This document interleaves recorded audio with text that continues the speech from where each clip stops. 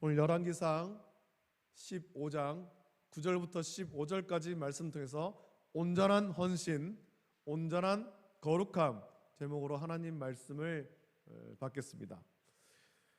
성경의 제일 첫 번째 나오는 책은 창세기입니다. 우리가 성경 읽기를 하고 그렇게 하면서 이 창세기의 말씀은 정말 많이 읽습니다. 성경을 일독하지 못한 분들도 창세기는 많이 읽습니다. 창세기는 읽으면 또 재밌습니다. 이야기가 아주 재미있게 그렇게 기록되어 있습니다. 그래서 창세기의 말씀을 많이 읽고 우리 아이들도 창세기에 있는 말씀들을 잘 알죠. 거기 보면 이제 아브라함, 아담으로부터 시작해서 아브라함, 에녹 이런 여러 사람 믿음의 조상들의 이야기가 나오면서 굉장히 재밌는 말씀이 기록되어 있습니다. 그런데 이 창세기에서 가장 중요한 것은 하나님의 창조거든요. 하나님의 창조. 창세기에 기록된 하나님의 창조의 기록은 아주 완벽하죠. 창조주 하나님이 하루하루 창조하실 때마다 그 창조한 것을 보시면서 보시기에 좋았더라. 하나님이 보시기에 좋았더라. 그렇게 말씀합니다. 창조주 하나님이 보시기에 좋았다라는 말은 창조가 완벽했다라는 겁니다. 하나님의 계획대로, 하나님의 구성대로 모든 것이 완벽하게 창조가 되었습니다. 모든 것이 완벽하게 창조됐지만 특히 사람의 창조는 그 중에서 더 특별하지 않습니까? 더 완벽하죠. 하나님의 형상과 하나님의 모양대로 창조하셨고 생기를 불어넣어서 생명이 되게 하셨습니다. 자, 하나님이 사람을 이렇게 특별하게 창조하신 이유는 그렇게 창조하신 사람과 교제하기 위해서죠. 교제하기 위해서. 그런데 하나님이 완벽하게 창조하셨지만 사람은 하나님이 주신 하나님의 형상과 그 모양이 깨져버린 거예요. 완벽했었지만 이 완벽한 게 깨져버렸다는 거죠. 완전하지 않고 불완전해져 버린 것입니다. 이 이유가 뭐겠습니까? 죄가 들어왔기 때문이죠. 아담의 불순종의 그 죄가 들어왔기 때문입니다. 불순종의 죄를 짓고 하나님의 형상과 모양을 잃어버린 사람은 이후에 죄 가운데 뒹굴며 살았습니다. 그래서 죄성이 우리를 지배해서 미워하고 시기하고 질투하고 살인도 저질렀던 거예요. 이 모든 것이 창세기에 기록되어 있지 않습니까? 죄를 지어서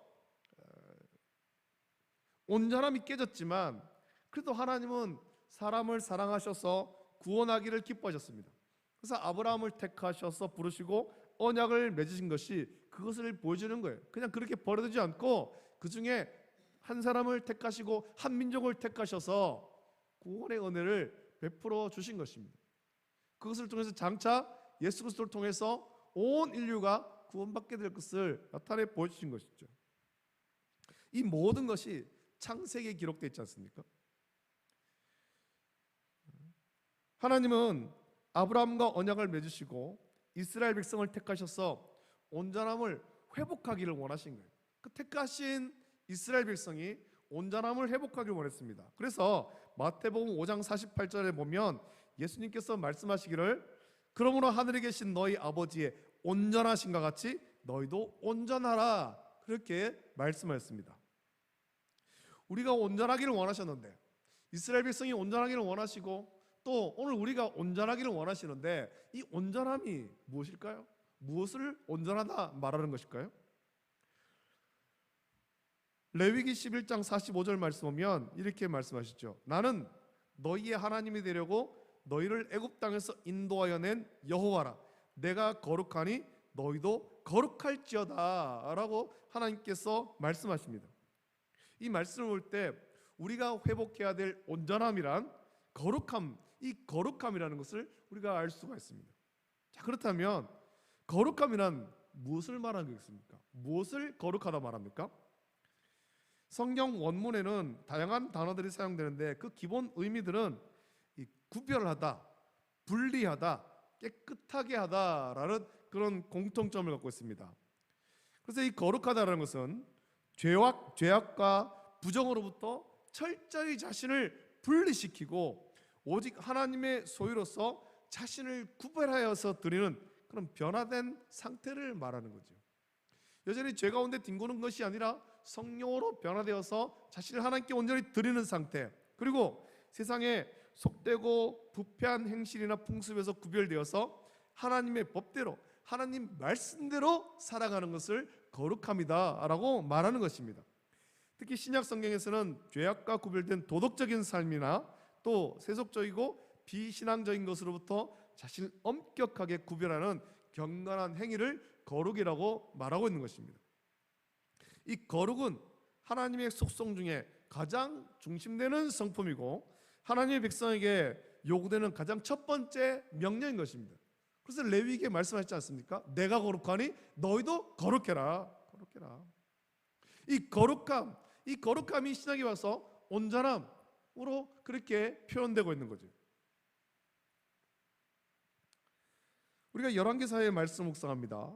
다윗은 하나님이 보실 때 가장 온전한 사람 중에 한 사람이었습니다. 하나님이 기뻐한 사람이죠. 그래서 모든 사람이 다윗 같기를 원했습니다. 다윗처럼 하나님을 섬기고 다윗처럼 하나님 말씀 따라 순종하기를 원했던 것입니다. 다윗처럼 죄악에서 떠나기를 원했던 것입니다. 하지만 우리 안에 죄성이 있어서 모든 사람이 다윗 같지 못했습니다. 죄의 유혹이 너무 강력해서 성령을 의지하지 않으면 우리 너무 쉽게 무너질 수밖에 없다라는 것입니다. 솔로몬이 그렇게 무너졌고 여로보암도 무너졌습니다. 르호보암도 무너졌고 아비암도 마찬가지죠. 오늘 새벽에도 우리가 마가복음의 말씀을 묵상했습니다만 베드로조차도 예수님의 제자 베드로조차도 성령을 의지하지 않을 때 무너진 거예요. 따라서 우리가 온전하고자 한다면 하나님 말씀만을 붙잡고 오직 성령을 의지해야 되는 것입니다. 성령. 우리의 연약함을 고백하면서 성령을 의지해야 되는 거죠.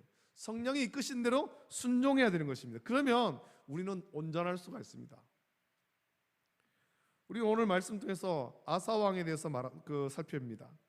아사 왕에 대해서 성경은 이렇게 말하죠. 열왕기상 15장 4절 말씀에는 그의 하나님 여호와께서 다윗을 위하여 예루살렘에서 그에게 등불을 주시되 그의 아들을 세워 뒤를 잇게 하사 예루살렘을 견고하게 하셨다라는 말씀, 우리가 지난주에 이 말씀을 살펴보았습니다.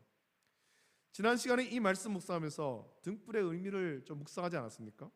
등불은 하나님께서 다윗을 위해서 유다에 남겨주신 희망의 등불이죠. 이 등불은 또한 장차 참빛 곧 생명의 빛으로 오실 예수님에 대한 말씀이기도 한 것입니다. 죄악 가운데 그냥 두지 않고 참빛 생명의 빛으로 예수님을 보내주셔서 우리를 구원하신 거죠.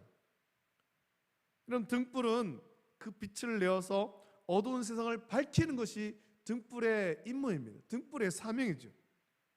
등불을 켜면 어두운 방 안이 밝아지고 모든 것을 밝게 보게 되는 것입니다.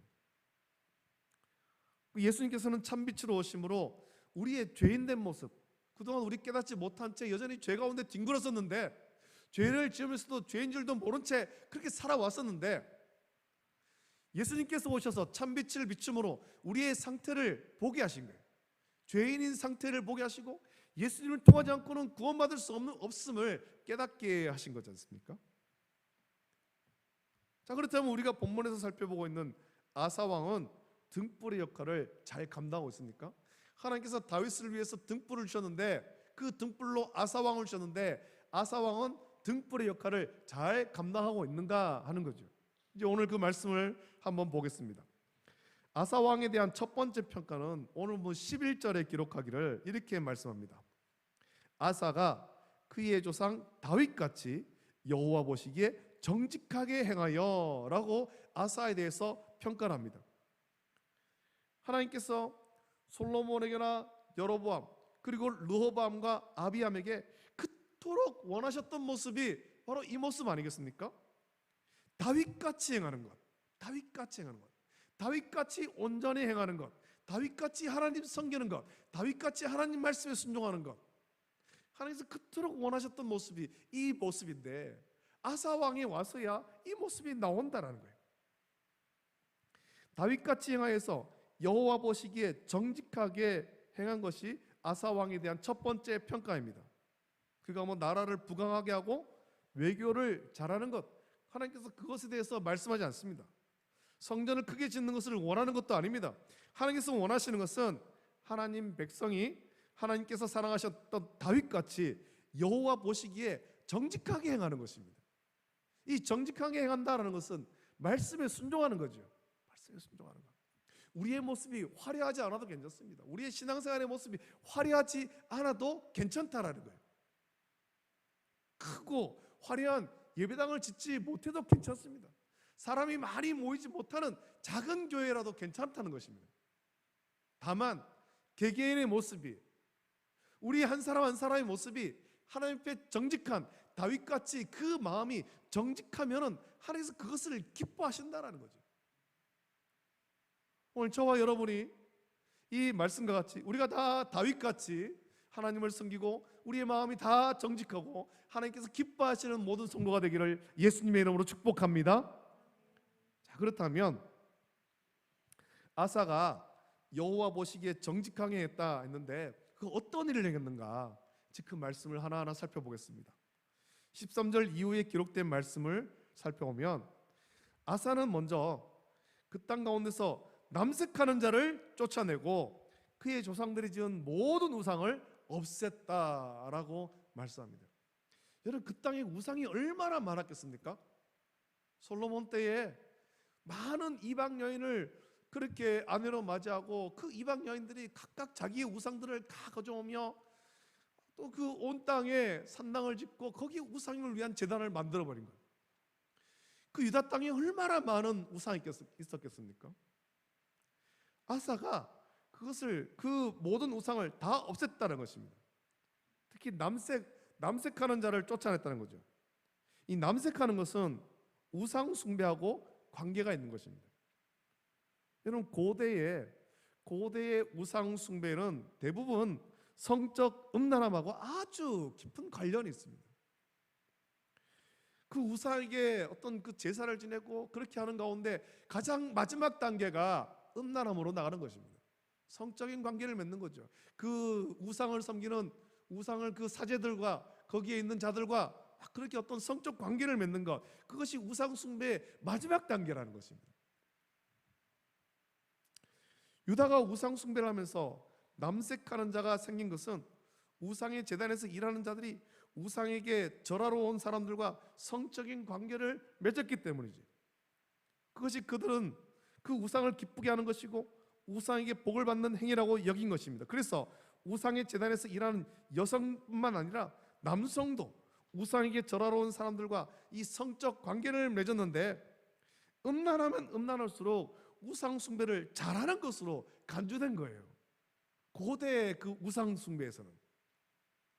그래서 이성 간의 성관계뿐만 아니라 동성 간의 성관계, 즉 남색하는 자가 일어난 것이고 아주 변태적인 그런 어떤 성관계가 고대 우상 숭배에 굉장히 많이 벌어졌다는 것입니다. 따라서 이 남색하는 자는 우상 숭배의 아주 절정이죠. 절정.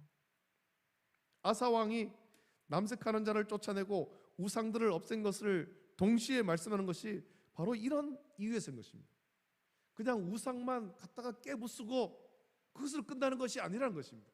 우상 숭배를 했던 그 많은 사람들, 그들도 다 내쫓아 버린 거죠. 여러분, 어떤 모양이든 우상 숭배는 절대로 하나님을 기쁘시게 할 수 없어서 아사 왕은 하나님의 자녀로서 가장 먼저 우상을 없애고 우상 숭배와 관련된 사람들을 그 땅 가운데서 다 내쫓아 버린 거예요. 그 땅을 다시 깨끗하게 바꾸는 거죠. 청소하는 것입니다. 그리고 아사 왕은 우상을 없애는 일에 예외를 두지 않았습니다. 이 사람은 모든 사람의 그 땅에서 모든 우상을 다 없애고 남색하는 자를 다 내쫓는데 이 사람은 좀 예외로 해주겠다, 이런 게 없다라는 것입니다. 13절 말씀 보면 아사 왕은 그의 어머니 마아가, 그 육신의 어머니 아닙니까? 친어머니, 이 마아가가 혐오스러운 아세라상을 만들었으므로 태우의 위를 피하고 그 우상을 찍어 기드론 시냇가에서 불살랐다라고 말씀합니다. 자기의 친어머니입니다. 이 마아가는 친어머니죠. 10절에 말씀한 대로 아사 왕의 어머니입니다. 여러분, 성경은 내 부모를 공경하라, 그렇게 말씀한 거예요. 하나님께서 주신 그 십계명에 기록되어 있지 않습니까? 그러나 여러분, 우리가 이 말씀을, 십계명의 그 말씀조차도 육신의 부모를 공경하는 것보다 하나님 말씀에 순종하는 것이 더 우선인 거예요.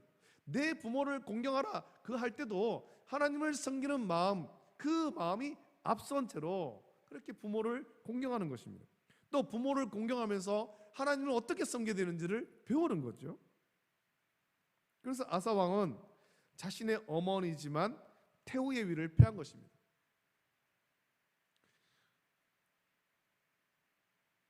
왕의 어머니로서 누릴 수 있는 그 모든 권리, 권세, 그걸 다 박탈해버린 거예요. 그리고 쫓아내버리죠. 왕궁에서 쫓아냈습니다. 우리나라에서도 고대 조선에서 이런 일들이 있는데, 그런 경우에는 반란이 일어나거나 어떤 정변이 일어나거나 이런 경우에만 그런 일이 있죠. 이게 마아가가 무슨 반역을 일으키거나 그렇게 한 것이 아닙니다. 단지 우상을 만든 거예요. 단지 우상, 혐오스러운 아세라상을 만든 거죠. 이것을 아사 왕은 어머니가 했구나, 나의 어머니가 했으니까 어떻게 하겠는가, 어머니는 좀 예외를 하자, 그렇게 안 했다는 것입니다. 비록 어머니지만 선왕의 아내이지만 그 어머니를 태후의 위에서 쫓아내버린 것입니다. 모든 권리를 박탈해버리고 쫓아내버린 거예요. 단지 우상을 만들었다는 이유로, 이 우상을 만들었다는 이유로 자기 어머니를 폐위시킨 것을 보면 이 아사 왕이 얼마나 하나님 앞에서 정직하게 살려고 애를 썼는가 하는 것을 우리가 볼 수 있는 거죠. 예외가 없다는 것입니다. 예외가, 그 누구도 예외가 없다는 거예요. 우상 숭배에 예외가 없다는 것입니다. 여러분, 어머니가 우상 숭배를 했기 때문에 왕국에서 내쫓았다 이 소식이 전해질 때, 백성에게 전해질 때, 백성들이 아사 왕의 그런 어떤 정책, 하나님을 온전히 섬기려고 하는 정책을 어떻게 받아들이겠습니까? 야, 자기 어머니도 내쫓아 버리네. 저런 왕은 우리가 왕으로 못 섬기겠어. 그렇게 하는 것이 아니라는 거죠.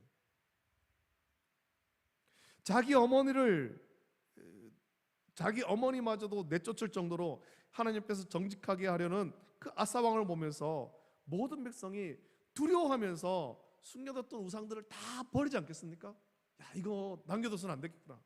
우리가 우상을 섬겨서는 안 되겠구나. 왕이 자기 어머니조차도 우상을 만들었다는 이유로 내쫓았는데 우리가 이 우상을 섬겨서는 안 되겠다. 두려워하면서 우상을 버리는 단계로 나가는 것입니다. 그래서 이런 아사 왕에 대해서 14절 말씀 보면, 다만 산당은 없애지 아니하니라. 그러나 그 다음 말씀 있죠. 아사의 마음이 일평생 여호와 앞에 온전하였다. 여호와 앞에 온전하였다. 그렇게 말씀합니다. 여호와 앞에서 거룩하게 살았다 이렇게 표현할 수도 있습니다만, 온전하였다, 이게 중요하죠. 일평생 여호와 앞에서 온전한 것, 우리의 마음이 조금이라도 우상에 빼앗기지 않고 하나님 앞에 온전한 것이 중요한 것입니다. 복음에서 떠나지 않고 오직 하나님의 말씀대로 살아가는 것, 하나님 말씀을 왜곡하지 않고 말씀 그대로 순종하는 것, 아사 왕이 일평생 그렇게 살았다라는 것입니다. 말씀대로 살려고 무던히 애를 썼다라는 거죠. 오늘 우리에게도 많은 우상이 있을 수 있습니다. 이때에 유다처럼 바알과 아세라의 어떤 그런 상을 만들고 그것이 자기 집에 있고 그 우상을 음란하게 섬기고, 이런 행위는 우리가 하지 않겠지만 그것 말고도 우리에게는 여러 가지 형태의 많은 우상이 있을 수 있다는 것입니다. 재물이 우상이 될 수도 있고, 명예가 우상이 될 수도 있고, 자기의 신념이 우상이 될 수도 있고, 심지어는 자녀가 우상이 될 수도 있는 거예요.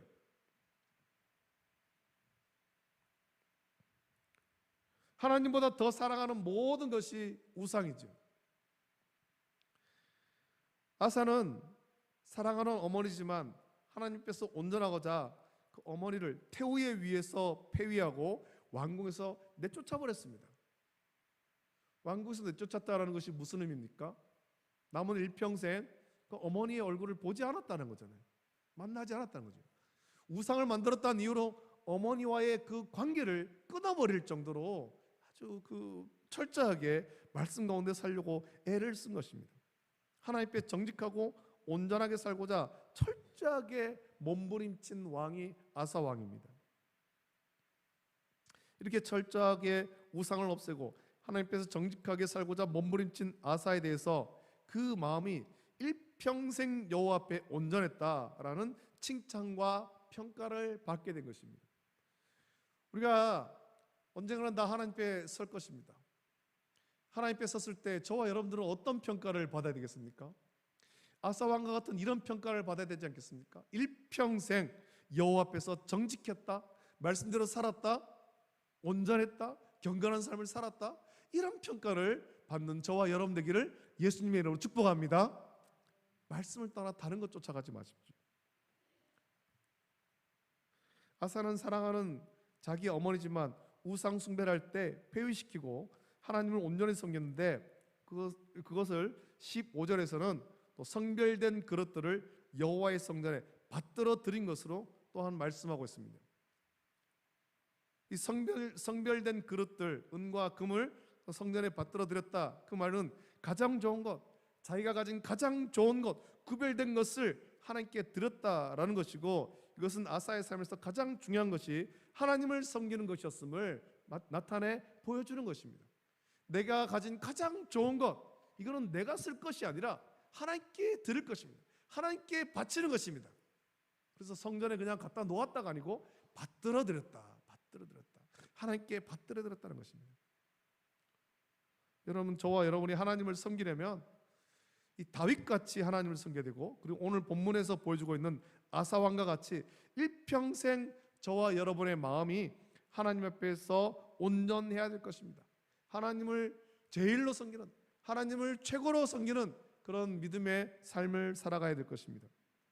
우리의 마음 가운데 남이 숨겨져 있는 어떤 그런 우상들, 나도 깨닫지 못한 채 하나님보다 더 사랑하고 있는 그런 우상들이 있으면 그것을 철저히 배격하고 하나님을 우리 인생 최고의 가치로 여기면서 하나님께 가장 좋은 것으로 드리는 그런 마음으로 주를 섬기며 주와 동행하는 우리 모든 성도가 되기를 예수님의 이름으로 축복합니다. 기도드리겠습니다. 좋으신 아버지 하나님, 사랑과 은혜를 감사드립니다. 우리가 열왕기서의 말씀을 묵상하면서 하나님께서 유다를 위해서 그 등불로 남겨신 한 아들, 그 아사 왕에 대한 말씀을 오늘 묵상했습니다. 솔로몬 이후로 또 아비함까지 죄악 가운데 뒹굴고 우상을 섬기며 하나님 마음을 아프게 했었지만 하나님께서 그 땅을 긍휼히 여기시고 그 백성을 긍휼히 여기사 그 땅의 등불로 아사 왕을 보내주셨습니다. 아사 왕이 일평생 하나님을 섬기며 우상을 다 불태우고 또 우상 숭배하는 남색하는 자를 다 내쫓고, 심지어 자기 어머니가 우상을 만들어 섬길 때 사랑하는 어머니지만 하나님을 더 사랑하고 말씀대로 순종하기에 어머니를 폐위하고 내쫓기까지 했습니다. 그리고 가장 좋은 것 하나님께 드리기를 아까워하지 않았습니다. 이런 아사 왕을 보면서 우리도 아사 왕처럼 하나님을 가장 사랑하며 섬기는 그런 믿음의 삶을 허락하여 주시옵소서. 우리 마음 가운데 우리도 깨닫지 못한 채 숨겨져 있는 우상이 있으면 그것을 철저히 배격하고 오직 성령의 불로 모든 죄악을 소멸하고 성령의 인도하심에 순종하여서 하나님 기뻐하시는 온전한 그리스도의 삶을 살 수 있도록, 온전한 헌신할 수 있도록 은혜 내려 주시옵소서. 감사를 드립니다. 거룩하신 예수님의 이름으로 기도드립니다. 아멘.